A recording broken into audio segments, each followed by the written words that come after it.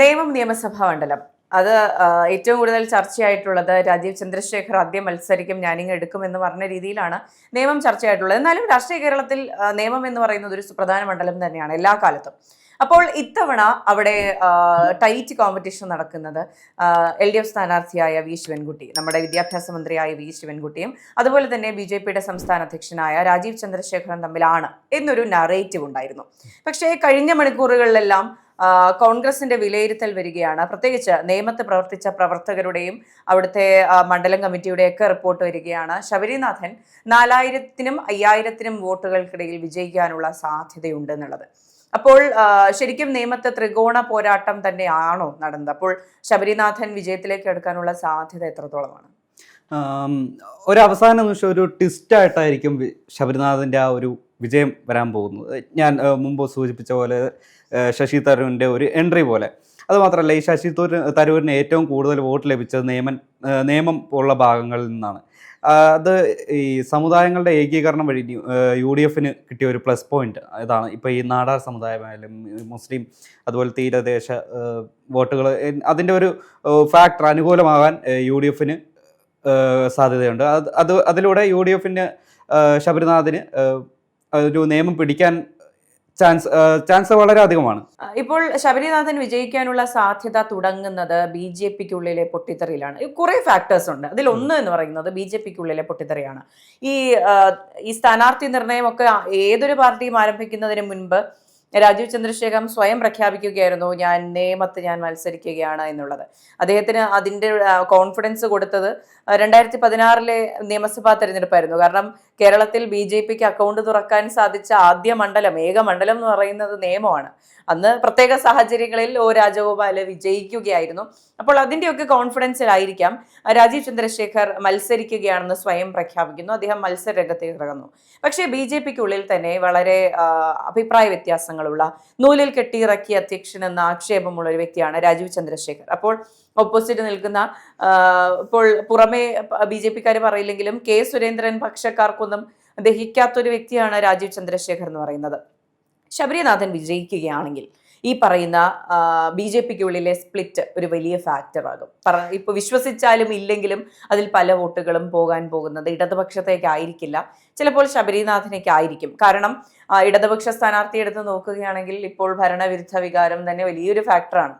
അതുപോലെ വി ശിവൻകുട്ടി ഇനി വിജയിക്കരുത്, ഇവിടെ നിന്ന് പ്രായമുള്ള ആരോഗ്യ പ്രശ്നമുള്ള ഒരാൾ വിജയിച്ചു പോയിട്ട് എന്ത് കാര്യമാണുള്ളത് എന്ന് നിയമത്തുകാർ വിചാരിക്കുന്നുണ്ട്. ഇപ്പൊ നിയമം എന്ന് പറയുന്നത് ഒരു തരത്തിൽ പറഞ്ഞ ഒരു എലീറ്റ് ക്രൗഡാണ്. ഒരു പ്രെഡിക്റ്റ് ചെയ്യാൻ പറ്റാത്ത, ഒരു പൊളിറ്റിക്കൽ സ്റ്റാൻഡ് കൃത്യമായി ഉണ്ടോ എന്ന് ചോദിച്ചാൽ സംശയം എന്ന് പറയാൻ സാധിക്കുന്ന ഒരു എലീറ്റ് ക്രൗഡാണ് നിയമം എന്ന് പറയുന്നത്. അപ്പോൾ ശിവൻകുട്ടിയുടെ സാധ്യതയും അവിടെ മങ്ങുകയാണ്. അപ്പോൾ ശബരിനാഥൻ, ഇപ്പോൾ മണ്ഡലം കമ്മിറ്റി എല്ലാം പറയുന്നത് പോലെ ശബരിനാഥൻ വിജയിക്കുകയാണെങ്കിൽ ഈ ഫാക്ടേഴ്സ് എല്ലാം വലിയൊരു കാരണമാവും. പിന്നെ ആഷിഖ് പറഞ്ഞതുപോലെ ഈ പറഞ്ഞ നാടാർ വോട്ട്, CSI വോട്ട്, അതുപോലെ തന്നെ മുസ്ലിം ന്യൂനപക്ഷ വോട്ട് സമാഹരണമൊക്കെ കൃത്യമായി നടത്തിയെന്ന് പറയുന്നുണ്ട്.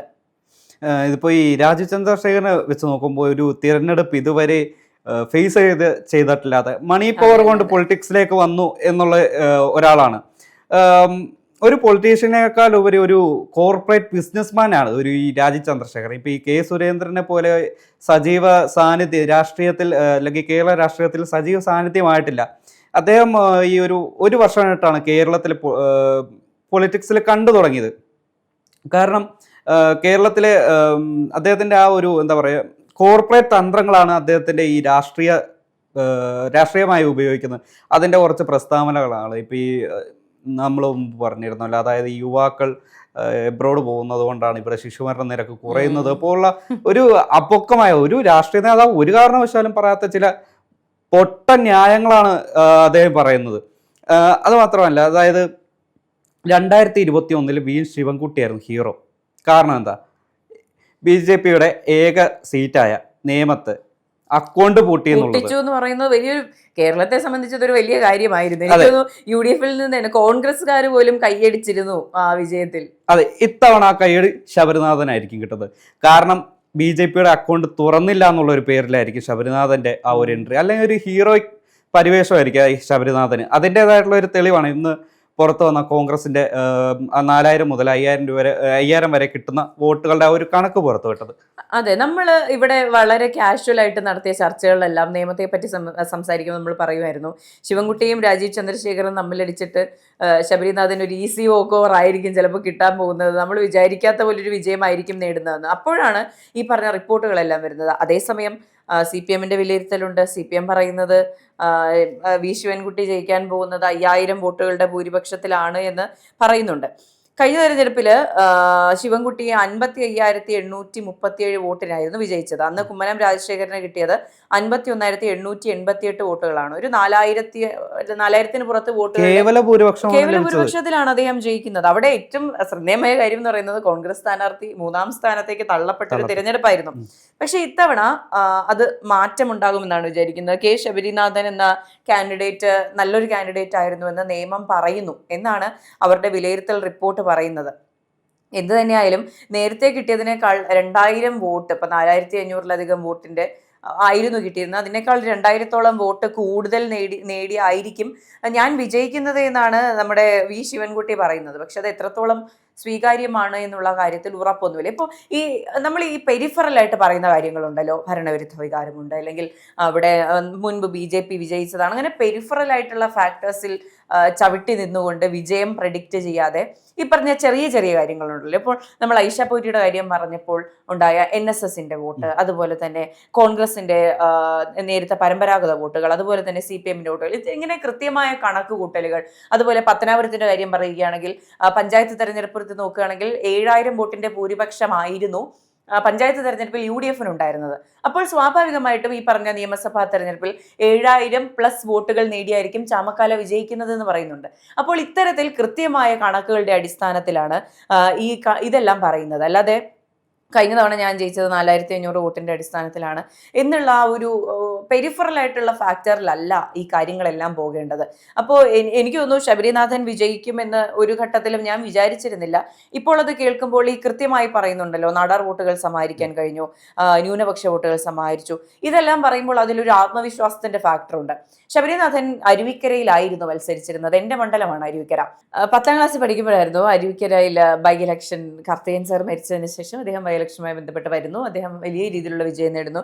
പക്ഷെ അതിനുശേഷം വന്ന തിരഞ്ഞെടുപ്പിൽ അരുവിക്കര മണ്ഡലം വിട്ടുകളഞ്ഞ സ്ഥാനാർത്ഥി എന്നുള്ള നിലയിലാണ് ഞാൻ അദ്ദേഹത്തെ കണ്ടിരുന്നത്. അതിനുശേഷം G. സ്റ്റീഫന്റെ വിജയം ഇങ്ങനെ തുടരെ കാണുമ്പോഴും അതിൽ ഒരു ബുദ്ധിമുട്ട് എനിക്ക് തോന്നിയിരുന്നു. നല്ലൊരു സീറ്റായിരുന്നു G. കാർത്തികേയൻ സുഖമായി കൊണ്ടുപോയ സീറ്റ് നശിപ്പിച്ച വ്യക്തി എന്നൊരു എനിക്കൊരു അവിടെ ഉണ്ടായിട്ടുണ്ട്. അങ്ങനെ ഒരു അവിടെ പ്രവർത്തിച്ചൊരു അവിടെ ഉണ്ടായിരുന്ന ഒരാളെന്ന നിലയിൽ എനിക്ക് ബുദ്ധിമുട്ടായിട്ടും തോന്നിയിട്ടുണ്ട്. പക്ഷെ ഇപ്പോൾ ശബരിനാഥന്റെ നിയമത്തെ പ്രവർത്തനം കണ്ട് എനിക്ക് അഭിമാനം തോന്നുന്നുണ്ട്. അദ്ദേഹത്തിന് രാഷ്ട്രീയ പക്വത വന്നിട്ടുണ്ട്.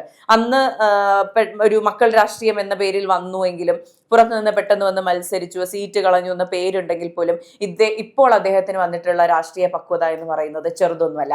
അദ്ദേഹം നിയമത്ത് കൃത്യമായ ഇലക്ഷൻ എഞ്ചിനീയറിംഗ് നടത്തിയിട്ടുണ്ട്.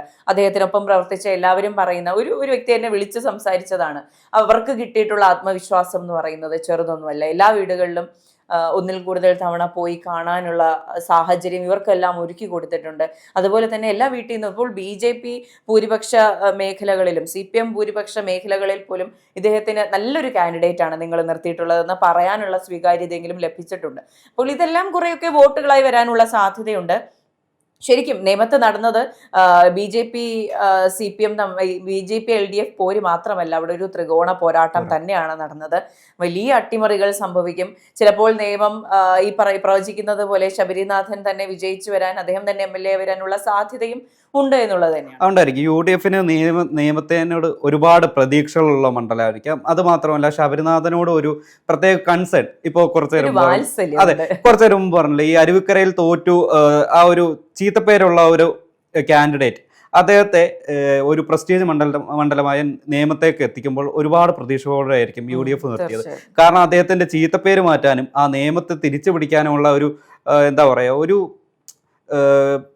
ഒരു കീ ഫാക്ടറായിട്ട് UDF ഈ ശബരിനാഥനെ പ്രതീക്ഷിച്ചായിരിക്കും അവിടെ സെലക്ട് ചെയ്തത്. അത് മാത്രമല്ല ഇപ്പം നമ്മുടെ തൃശ്ശൂർ സുരേഷ് ഗോപിയുടെ വിജയം, അത് മാത്രമല്ല തിരുവനന്തപുരത്ത് കോർപ്പറേഷൻ വിജയം, ഇത് രണ്ടും ഈ രാജീവ് ചന്ദ്രശേഖറുടെ ഒരു മെറിറ്റിലാണ് എന്നുള്ള ഒരു എന്താ പറയുക, ഒരു ബോധ്യത്തിലാണ് അദ്ദേഹത്തിന്റെ പ്രചരണം മുന്നോട്ട് കൊണ്ടുപോകുന്നത്. അതുമാത്രമല്ല, എടുത്തു പറയത്തക്ക ഒരു വികസനം അവർക്ക് പറയാനില്ല. മറിച്ച് അതല്ല, ഈ UDF ഒരുപാട് വികസന കാഴ്ചപ്പാടുകളുണ്ട്.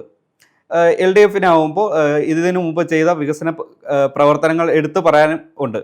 പക്ഷേ അവരെ വെച്ച് നോക്കുമ്പോൾ ഈ രാജീവ് ചന്ദ്രശേഖർ ആകെ ഊന്നി പറയുന്നതെന്ന് പറഞ്ഞാൽ ആകെ വർഗീയതയുടെ രാഷ്ട്രീയമാണ്. ആ വർഗീയത രാഷ്ട്രീയം തിരുവനന്തപുരം നിയമവും തള്ളിക്കളയും. അത് മാത്രമല്ല, ഈ പ്രായാധിക്യം മൂലം ഒരു കാൻഡിഡേറ്റിനെ നിയമത്തിൽ നിന്നും നിയമസഭയിലാക്കാൻ നിയമത്തെ ജനങ്ങൾ ആഗ്രഹിക്കുന്നുണ്ടായില്ല. അപ്പോൾ പിന്നെ ഉള്ള ഒരു ഓപ്ഷൻ എന്നുള്ളത് ശബരിനാഥായിരിക്കും. അത് മാത്രമല്ല, ഈ BJP-യിൽ നിന്നും CPM-ൽ നിന്നും ഒരു ക്രോസ് വോട്ട് ഉണ്ടാവാനും ചാൻസ് ഉണ്ട്. അതുകൊണ്ട് തന്നെ നിയമം നല്ലതിനെ തിരഞ്ഞെടുക്കും. ശബരിനാഥ് നിയമസഭയിൽ നിയമത്തിന്റെ ശബ്ദമായി മാറും.